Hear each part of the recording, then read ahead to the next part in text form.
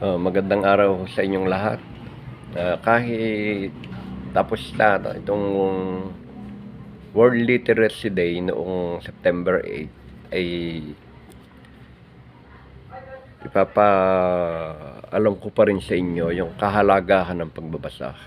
Kasi sa pagbabasa po ay mauunawaan natin ng iba't ibang bagay.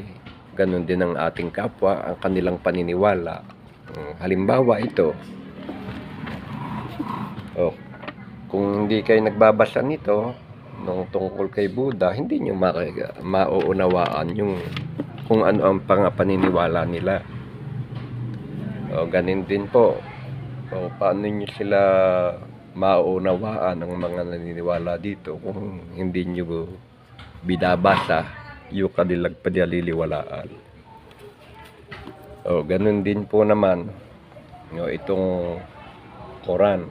Paano nyo mauunawaan ang mga Muslim kung hindi nyo nababasa ang kanilang paniniwala? Kapag naunawaan nyo sila, naroon yung paggalang na mahalaga sa kanila, yung mga ganun ayon sa kanilang paniniwala. At daroon po ang respeto natin sa paniniwala ng ating kapwa. Kaya dapat basahin din natin yung kanilang pinaniniwalaan para sila'y maunawaan.